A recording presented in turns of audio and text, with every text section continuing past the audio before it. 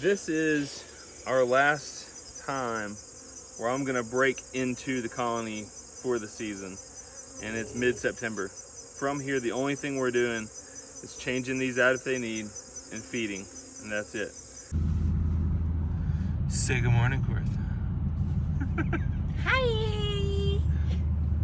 So it's a little dewy outside this morning because morning temperatures are now about 60 degrees. We are into fall, mid-September, and it is feeding season. So we're off. It's early Saturday, and it's going to take us about 2 days to get through every hive. And this is lots of excitement here. She's very excited. It's early. I'm okay. I'm not like super enthused, but I'm here. So we got to get into, it's been about 3 weeks we've been bottling honey, getting it all distributed out to our retailers. And so time to get back in the bees. So you might be saying to yourself, what do I do this time of year? Well, we did Apiguard. Last treatment was 3 weeks ago. So about 2 weeks ago, all that stuff evaporated out of the colony. And it is time to go see who has a viable laying queen, who absconded. Our goal is to not lose drawn comb, even though inevitably we do.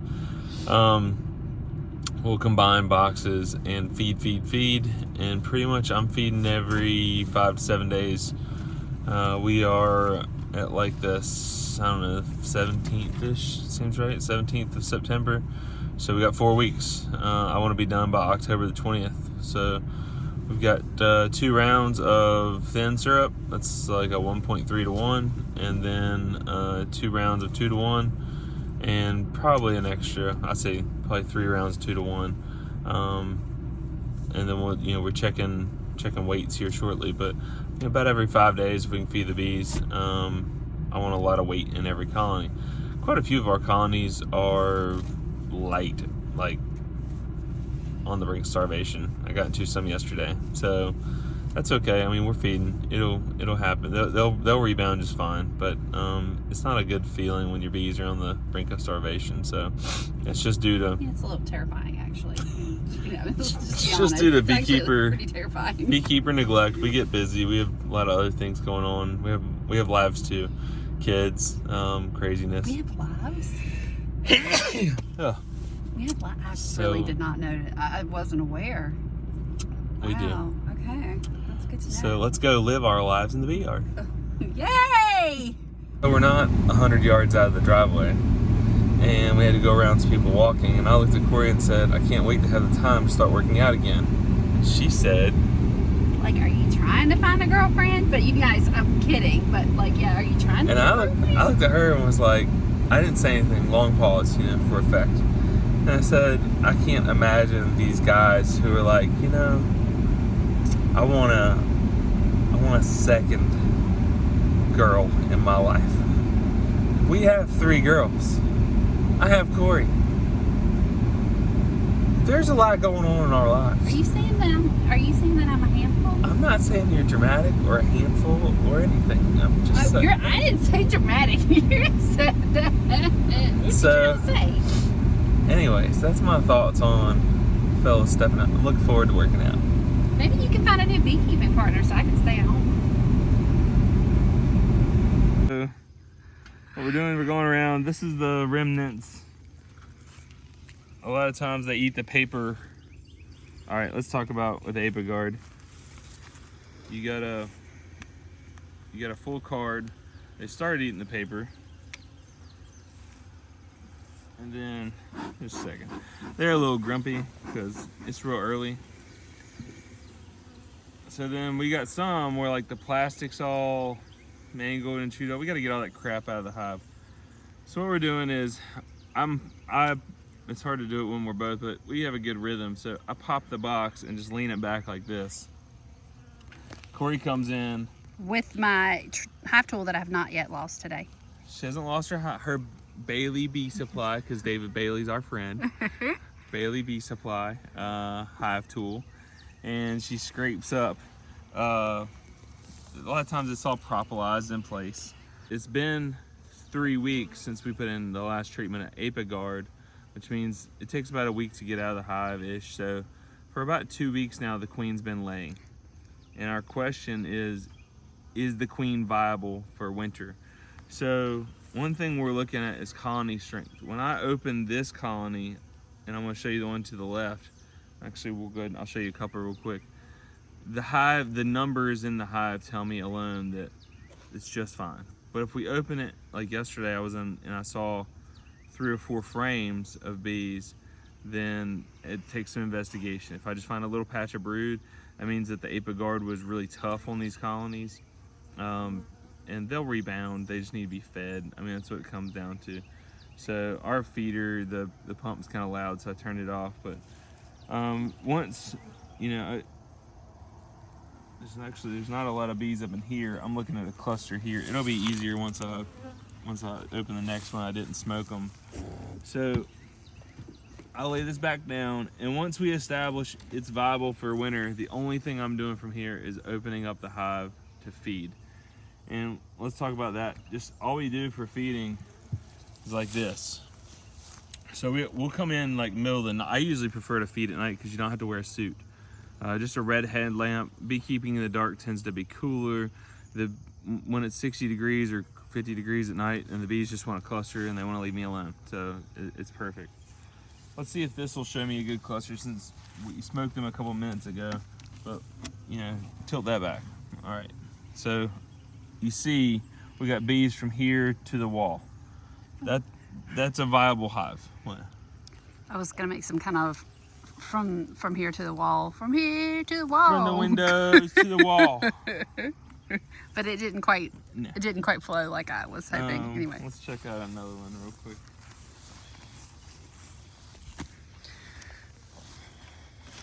Oh, I already filled that one with sugar syrup. So walk over. Now it's my job to close it, but I can't. I'm filming. So, there you go. There's a nice cluster. No need to check that one.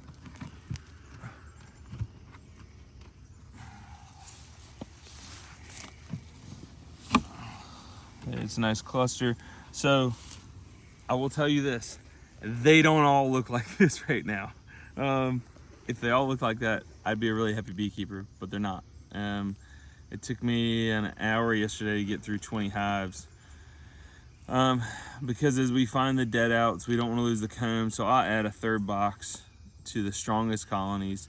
You got to think, right now most of these top boxes are pretty light. Goldenrod's just starting. But in the next month, we're gonna dump 5 to 8 gallons per colony at 12 pounds per gallon. So I mean, we're getting ready to add 60 to 80 pounds of syrup per colony. They'll pack it into the top boxes, so I'm not worried about them being a little light right now. Because we're just coming back from apiguard, I want to feed them at least 2 rounds of thin syrup, and that way you get the pollen flow kicks in from goldenrod first. The nectar will come in 2 weeks-ish. And we want our thin syrup. It's going to stimulate the queen to get to laying. And basically, all of our mites are now taken care of for the winter. So it's time to start laying our winter bees right now. Timing is very important. So an egg laid on, say today, mid-September, will take 6 weeks approximately. I'm not to the day, but it takes probably approximately 6 weeks to become a forager bee. Well, that's November 1st.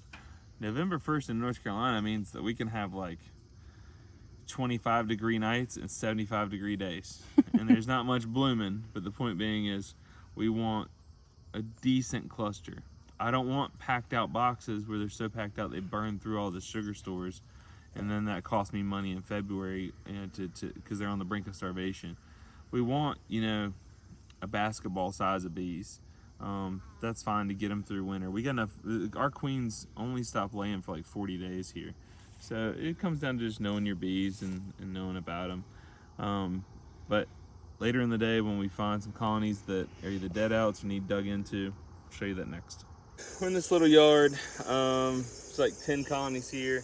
And one of the colonies has absconded and is just loaded up with small hive beetles. So we're gonna take we looked into some of the pollen frames, and we see the baby larva. In another week, they would be completely slimed. So all that pollen's usable, so is the wax. So we're just gonna take that box home and put it in the freezer for 2 days. And then as I get around next week to other colonies, we'll redistribute that pollen out to other colonies. Basically we're gonna kill off all the small hive beetles, and then like the larva, and then that makes the pollen usable again for a hive. So in lifting boxes, this is the first one we come across this morning. I did 20 hives yesterday, 30 today, but this one has weight to it for some reason, and I don't know why. Nectar. So, yeah, we're about to find it. Yeah, there is fresh nectar all in here, so that's interesting. Mm-hmm. Captain honey, they're old. That's old. Yeah. Let's see here. And this is more like curiosity. We're busy today, but that's fresh nectar there. The next sheet closest to you is all capped honey, old capped honey on my side. Well, that might be where the weight is coming from, but even still, that's fresh nectar. So let's see what else we got. Normally, like the old honey was right here. Let's dive in here. It's not really a lot of. Yeah, you can see the bees are putting something in right there.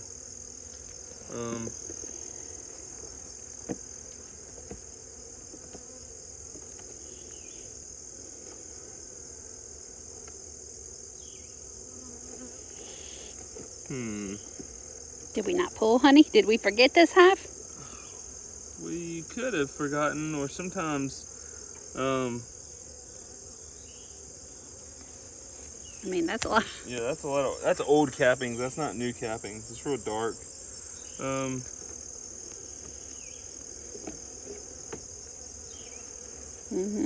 That's why it's heavy, Dad, babe. Here's the queen.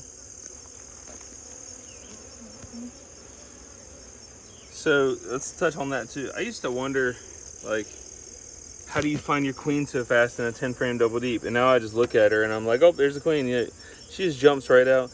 It's a matter of eyeballs and time spent.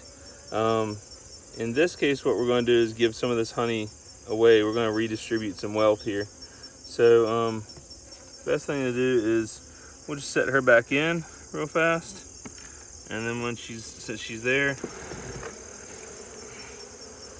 shake off one, shake off two, and obviously this colony's like bringing in nectar from somewhere. I'll jump in, we'll analyze that here in just 1 second. But so we'll come over here to another colony. I do want to replace it with drawn combs. This also gives the queen an opportunity to lay up high if she wants to. Just put that one there. I kind of goofed. I really meant to grab just one out of here, but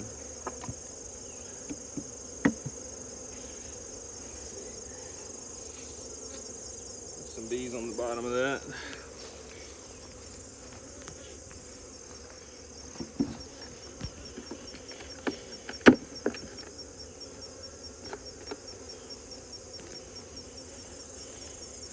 So this time of year, they're not going to be drawing a lot of combs out. So we're just going to stick this on the outside like that. Come spring, if they want to, then they'll draw out that. And now these bees here have some food as well. I'm losing my mind here. No, you pulled 2 out of here, Oh, 3 out of here.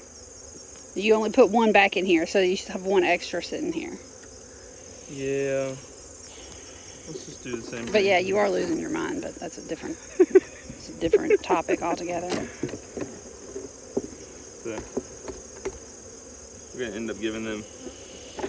Alright, so there's that. They got a frame of honey. This one here will get 2 frames of honey.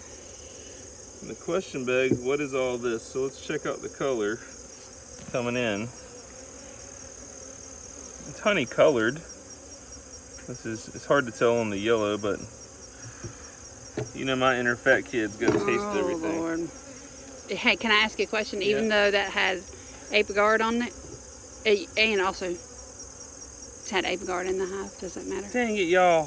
What do you think? You're my husband, and I have to take care of you if you're about to die. A little sample. Please. Just a little. Also, you've had Apigard on your hive tool, y'all. It doesn't smell. I think it's sugar water from last time. Anyways. She does love me. Whatever. So, there's that. We redistributed some wells. We gave them some blank cones in here. Guys, I haven't asked for it here in a while, but if you haven't subscribed to our channel, please subscribe. Please comment, and like if you can share it or if you can like it, any of that stuff helps us get found in the YouTube algorithm. So we keep a little bag of Swiffer sheets. We take the unscented Amazon brand and we cut them in half, and this is what we get. And we just leave them in the truck. So in this case, where we've got a lot of small hive beetles, if you have hive beetle problems in one yard, all the colonies are going to have a hive beetle problem. So we're taking measures against that only when we see it. All right, so keep some extra float sticks. They're just like real thin little paint sticks. They go right here and they keep the bees from drowning. So this is our last time where I'm gonna break into the colony for the season, and it's mid-September. From here, the only thing we're doing is changing these out if they need and feeding, and that's it. So the bees will chase any small hive beetles up onto this. They'll chase them up into the corners. But the negative about these is that the bees will pull these down into the hive. So what we want to do is I usually just lay them across, and I leave one edge right here. I don't want it to wick moisture into the hive, but I want to leave it where the bees will propolize it. Or honestly, easiest way to do it's like this, because the way my lids are built. And what we're doing is we're using the propolis along the edge to hold in. Now I'm also noticing here that there's not a lot of drawn combs here, so the bees the small hive beetles are going to want to be up on this area. If it's all the way, if it's like 10 drawn out frames, then we'll put it, along the edge. But either way, so then we'll come back along here. Oh, that's another thing. Hi guys. These lids. These are our original lids.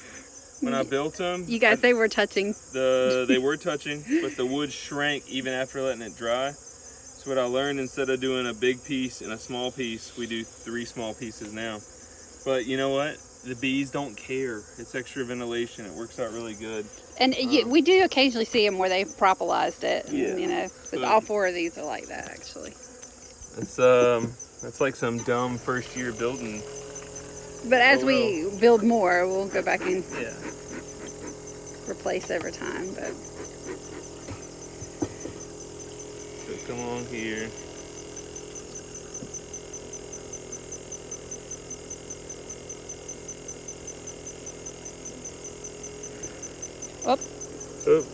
Overflow. Let's talk about the overflow. In bee school, they say overflow can create robbing, and that is bad. And my attitude is, whatever. That's our attitude about a lot of things, you guys. In case you haven't already picked up on that, it is what it is. They'll clean it up, or the other hives will clean it up, or they'll figure it out, or they'll learn to fight each other off, or if they kill each other, it sucks losing a colony due to dumb beekeeper stuff. But you know what? Stuff happens. So. And also, there's only so many hours in a day. We can't stress over everything. All right, guys. So we found one here. Looks like we got bees from here to here. It's only 4 frames. There's not a lot up top in the top box. So this is where we stop and look into it to see what's going on. There you go. Like I said, we got bees here to there. We got a few in there, but let's stop and see what's going on here. Because again, this is the last time we're going to be in these hives until Valentine's Day.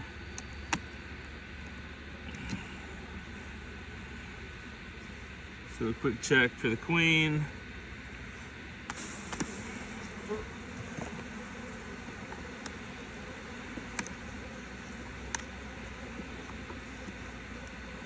You can see the propolis in here is really heavy right here.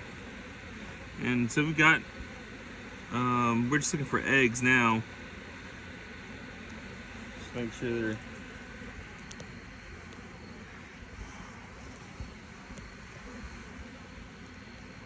I don't see any eggs there. I would normally be doing this with them, but can't. Yeah, it's just a quick hive inspection. But she could be, laying somewhere else or just getting started back laying is really what we're checking for. Oh yeah, there we go. Oh, that's interesting. Look here. It's a drone. There's a drone there. A drone here. It's interesting that they're still drone, but let's see if we can pick that up on camera. Just look, make sure she's not on here. Why don't you let me hold the frame and you try to get it on camera? Okay, let's see if we can zoom in on this. We've got a lot of brood. Let's see if I can tilt it back a little bit. Keep going. Okay, oh, right there. Go back just a hair more. So you can see right in this area, there's quite a bit of eggs, larvae. That's all we're checking for, is to make sure that she's back to laying again. So with that in mind, so we just put it back together. With that in mind, we just want to make sure that she's good to go for winter.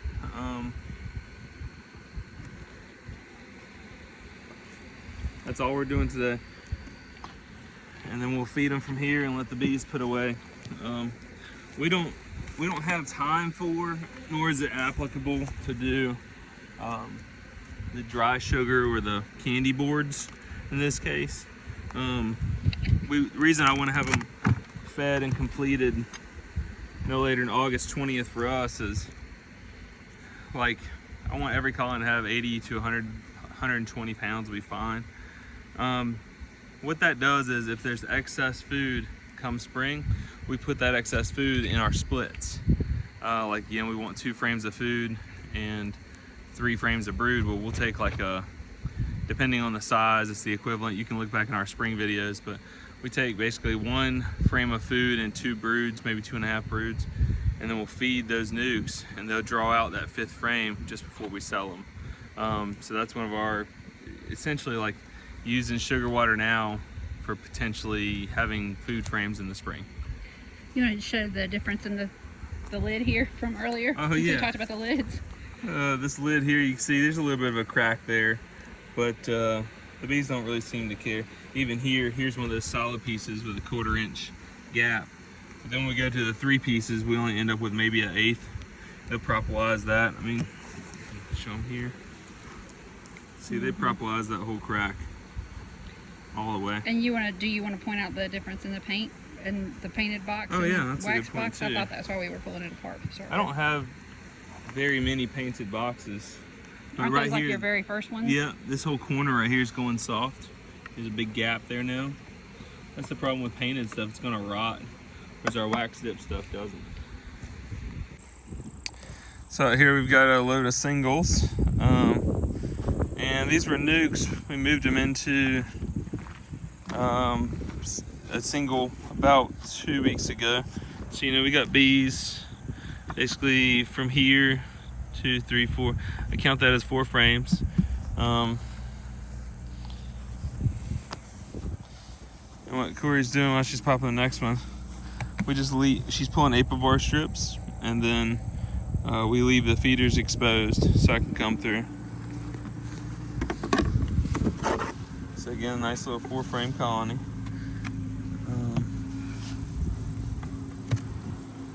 Little 3 frame colony. It's a little weaker of the ones I've seen so far. 1, 2.5, maybe a week 3. But again, they'll be fine going into winter. So that's what we're doing here. All right, guys. So we're making the call in the fall. Here she is. Step to your left. There you go. And she is right here. You might be asking, why am I gonna kill her? I'll show you here in a second. So we decided to combine what was this box into here. The reason being is she's a drone laying worker. So here we go. No more queen. Show you why real quick. So we noticed in the first box here, it's all drones, or 80% drones. So then tapped into the second box. It's a great example of a drone laying worker, or in this case, a queen that's run out of sperm. It's the end of the season. It's not a very healthy colony. It's very low in numbers. So in order to preserve the frames of drawn wax, we'll just give this to what is a strong colony down low, the neighbor. And we just leave them offset to expose the feeder for now. But there's some, it's not fun to do, but it's the right call. Now we're not wasting resources. We've got about $25 per colony in sugar that we're about to feed these over the next couple weeks. So, I mean, monetarily, if you've got 50 colonies at 25 bucks a pop, that's like 1,250 bucks. So that's 1,250 bucks I don't have to spend, that the bees don't have to rob out, yada, yada, yada. So it's just easy. Kill the queen when she's not performing. That's beekeeping for you. Just wanted to show you, this is down here along the edge. So this flower here is Verbena occidentalis, also known as stickweed, and the bees are all over it. It's a member of the aster family, and so the asters are just starting to bloom right now. Here's another bee. So the asters are just starting to bloom, and goldenrod should be here in about another week or so. There's another honeybee marking this one. It's pretty orange on her pollen pants. And interesting enough, I've just noticed is bees going in and out of this box here. Now, I don't know why that is, unless there's a swarm in there. So we got extra equipment stored there. We've had a couple losses. This is the yard I was in yesterday. It had a total of 5 colonies. There's one there, both of those. We had one here. So what I do is, if you get down here, we had right there a third box. Right here, a third box. We're just trying to preserve the combs till spring. In this case, wanted to show you, so, you know, here's our 2 main feeders. I'm gonna go ahead and give them another like 2 gallons of syrup, and the reason being is I only gave a third box to my strongest colonies in the yard.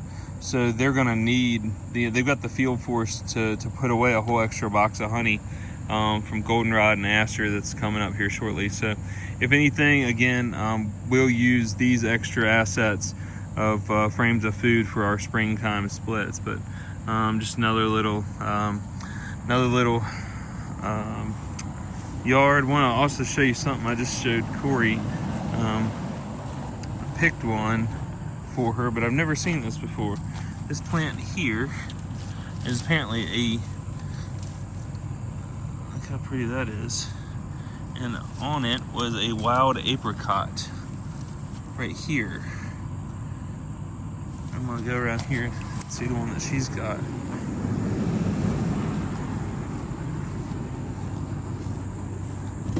We show YouTube that. Yeah, as long as you don't make me on this video right now. Oh, oops. So, what kind of flower was it again? Google Lens said it was a purple passion flower. Purple passion flower. And this is a wild apricot. Interesting. Never seen it before. Still pretty cool. Very pretty. I Say do hi. not want to be. So it's the end of the day down here, and we had a colony that was right here. Looks like it's drone laying queen. Put put it here, come back through feeding, and lo and behold, what we got here.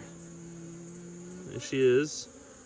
So in this case, I know she's a problem. I don't want her continuing bad genetics. So bye-bye queen.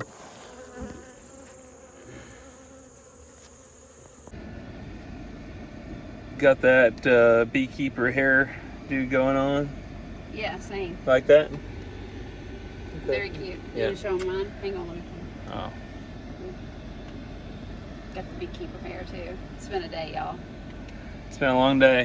We got to 10 of our 15 apiaries today. Obviously pretty whooped. It's time for margaritas on the porch. And a little pizza tonight for dinner. So heading home to do that. As you can see, it's the sun is just about set. But ultimately we went through 200 gallons, 4 50-gallon barrels of feed today, so nobody's gonna starve out, and we're gonna be stocking the feed to them over the next couple weeks. Overall, ApiGuard, this is our first time using it.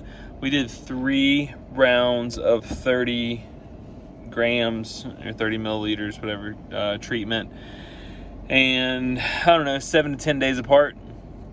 Most of them were about 7-8 days apart. A few, because of weather, had to stretch 10, but during that time it was really hot. I mean, it was above 90 every day, so we didn't lose our colonies. I would say 25% of our colonies are not where I want them to be. 4 or 5 frames of bees. When we see that, we check into them to see, is the queen back to laying. In some cases she is, but this time of year, if the queen goes a month without laying, man, that's tough on the colony. So we'll stimulate them with some thin syrup, couple, like every 5-7 days. Like I said, they can take a gallon a day right now, plus thin syrup. They're gonna dry it out, same way they would honey. So just a lot of work coming up for the next month, but it'll stay warm here about 2 more weeks. Anytime now the cool snap will start to set in. We're already starting to see cooler nights. So thanks for watching our video today. I hope you learned a little something. Take your fall losses if you can, not your winter losses. It'll save you some money in fall prep. Well, guys, thanks for watching today. What you got to say, dear? Bye. Bye. Y'all have a good day. We'll see you on the next episode.